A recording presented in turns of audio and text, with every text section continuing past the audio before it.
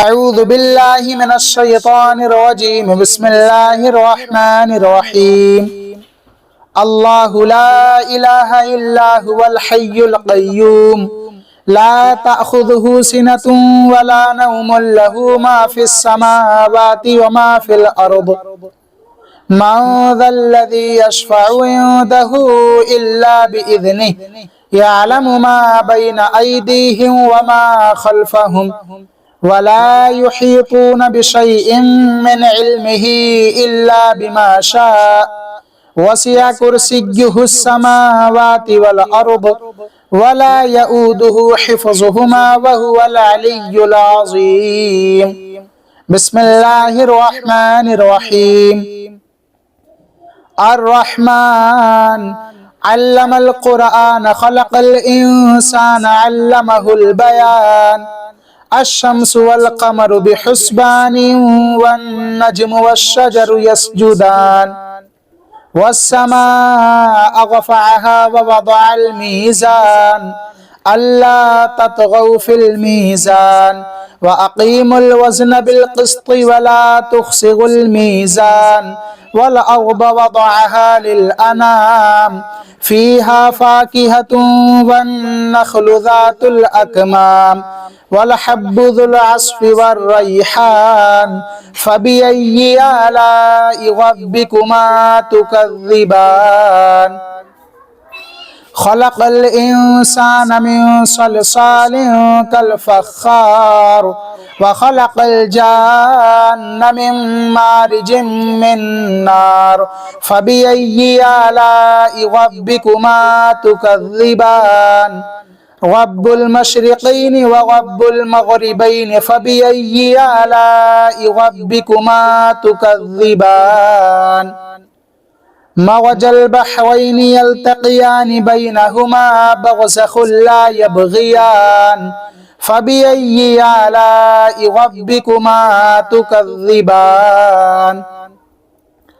يخرج منهما اللؤلؤ والمرجان فبأي آلاء ربكما تكذبان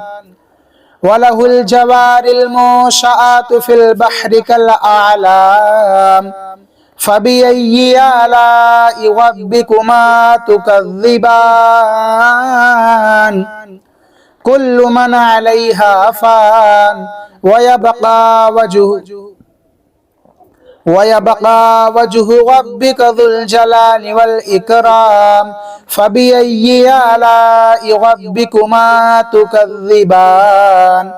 يسأله من في السماوات والأرض كل يوم هو في شأن فبأي آلاء ربكما تكذبان سنفرغ لكم أيها الثقلان فبأي آلاء ربكما تكذبان يا معشر الجن والإنس إن استطعتم أن تنفذوا من أقطار السماوات والأرض فانفذوا لا تنفذون إلا بسلطان فبأي آلاء ربكما تكذبان يرسل عليكما شواظ من نار ونحاس فلا تنتصران فبأي آلاء ربكما تكذبان فإذا انشقت السماء فكانت وردة كالدهان فبأي آلاء ربكما تكذبان فيومئذ لا يسأل عن ذنبه إنس ولا جان فبأي آلاء ربكما تكذبان يعرف المجرمون بسيماهم فيؤخذ بالنواصي والأقدام فبأي آلاء ربكما تكذبان هذه جهنم التي يكذب بها المجرمون يطوفون بينها وبين حميم آن فبأي آلاء ربكما تكذبان ولمن خاف مقام ربه جنتان فبأي آلاء ربكما تكذبان ذواتا أفنان فبأي آلاء ربكما تكذبان فيهما عينان تجريان فبأي آلاء ربكما تكذبان فيهما من كل فاكهة زوجان فبأي آلاء ربكما تكذبان متكئين على فرش بطائنها من استبرق وجنى الجنتين دان فبأي آلاء ربكما تكذبان فيهن قاصرات الطرف لم يطمثهن إنس قبلهم ولا جان فبأي آلاء ربكما تكذبان كأنهن الياقوت والمرجان فبأي آلاء ربكما تكذبان هل جزاء الإحسان إلا الإحسان فبأي آلاء ربكما تكذبان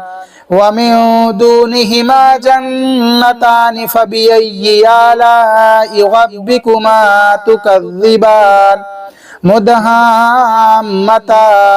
فبأي آلاء ربكما تكذبان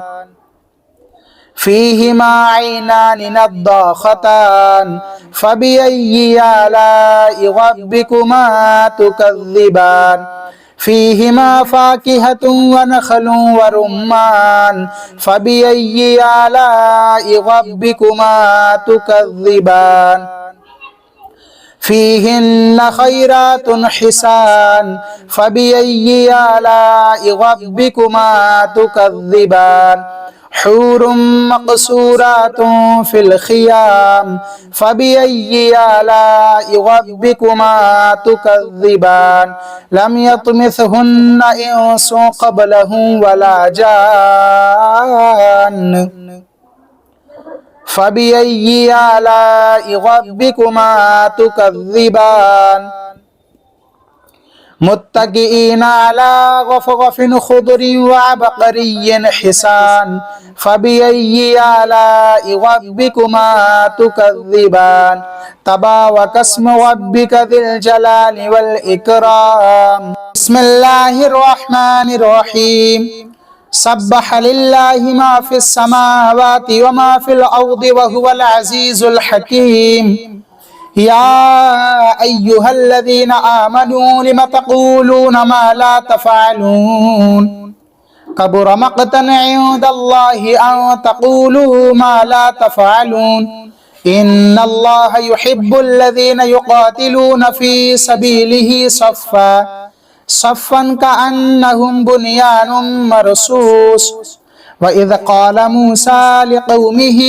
يا قوم لم تؤذونني وقد تعلمون أني رسول الله إليكم فلما زاغوا أزاغ الله قلوبهم والله لا يهدي القوم الفاسقين وإذ قال عيسى ابن مريم يا بني إسرائيل إني رسول الله إليكم مصدقا لما بين يدي من التوراة ومبشرا برسول يأتي من بعد اسمه أحمد فلما جاءهم بالبينات قالوا هذا سحر مبين ومن أظلم ممن افترى على الله الكذب وهو يدعى إلى الإسلام والله لا يهدي القوم الظالمين يريدون ليطفئوا نور الله بأفواههم والله متم نوره ولو كره الكافرون هو الذي أرسل رسوله بالهدى ودين الحق ليظهره على الدين كله ولو كره المشركون يا أيها الذين آمنوا هل أدلكم على تجارة تنجيكم من عذاب أليم تؤمنون بالله ورسوله وتجاهدون في سبيل الله بأموالكم وأنفسكم ذلكم خير لكم إن كنتم تعلمون يغفر لكم ذنوبكم ويدخلكم جنات تجري من تحتها الأنهار ومساكن طيبة في جنات عدن ذلك الفوز العظيم وأخرى تحبونها نصر من الله وفتح قريب وبشر المؤمنين يا أيها الذين آمنوا كونوا أنصار الله كما قال عيسى بن مريم للحواريين من أنصاري إلى الله قال الحواريون نحن أنصار الله فآمنت طائفة من بني إسرائيل وكفرت طائفة فأيدنا الذين آمنوا على عدوهم فأصبحوا ظاهرين۔ تو میرے عزیزو، آپ سب نے اس ویڈیو کے اندر ایک مرتبہ آیت الکرسی اور سورہ رحمان سورہ صف کی تلاوت کو سنا ہے، اس وظیفے کو سنا ہے، مگر آپ جانتے ہیں صرف ایک مرتبہ ان سورہ کو پڑھنے اور سننے کے کیا کیا فائدے ہیں، کیا کیا ان کی فضیلتیں اور برکتیں ہیں۔ ہاں میرے عزیز دوستو، آپ بھروسہ کریں، بے شمار ان کے فائدے ہیں، ہم چاہ کر بھی بیان نہیں کر سکتے ہیں اور آپ شمار نہیں کر سکتے ہیں۔ پہلی بات، اگر آپ پڑھنا جانتے ہیں، آپ کا دل کر رہا ہے پڑھنے کا، تو آپ روزانہ ایک مرتبہ پڑھ بھی سکتے ہیں۔ آیت الکرسی قرآن شریف کے 3 پارے میں موجود ہے اور سورہ رحمان 27ویں پارے میں موجود ہے اور سورہ صف قرآن شریف کے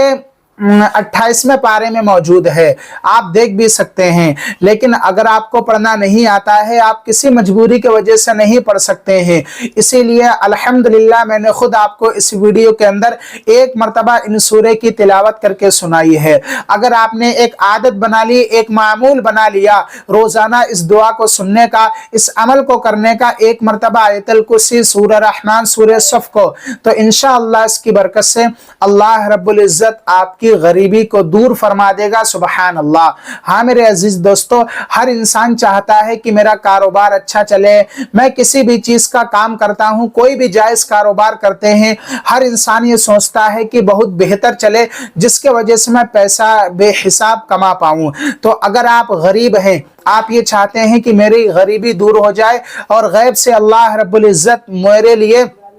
ذریعہ پیدا کرے، امیری آئے میرے پاس، تو اگر آپ نے نمازوں کی پابندی کر کے، آپ کو نماز کسی بھی حالت میں نہیں چھوڑنا ہے، میں آپ سب سے کہتا ہوں ہمیشہ سے کہ نمازوں کے پابند رہیں اور اچھی اور سچی نیت رکھیں، یقین کامل کر کے ایک مرتبہ صبح اور شام میں ان سورے کو سن کر اللہ تعالیٰ سے دعا مانگے، کہیں مولا میں نے ان سورے کی تلاوت کو سنا ہے، اس کی برکت سے مجھے غیب سے پیسہ دے، تو انشاءاللہ آپ کے پاس امیری آنے لگے گی اور غریبی دور ہو جائے گی۔ بہت ساری صورتیں ہیں قرآن کے اندر، ہر صورت کی الگ فضیلتیں، الگ برکتیں، الگ فائدے ہیں، اور ہم الحمدللہ ساحل صدیقی نیٹ ورک چینل پر آپ کے لیے قرآنی وظیفے، قرآنی دعا اور قرآن کی تلاوت، قرآن کے اندر جو سورے ہیں ان کے فائدے بتاتے رہتے ہیں۔ اگر آپ سب کو انہی میں کی ویڈیو دیکھنا پسند ہو تو آپ اس چینل کو ضرور سبسکرائب کر لیجئے۔ چلیے آپ سب کے لیے اب دعا کرتے ہیں۔ آپ کمنٹ باکس میں ایک مرتبہ آمین ضرور لکھنا۔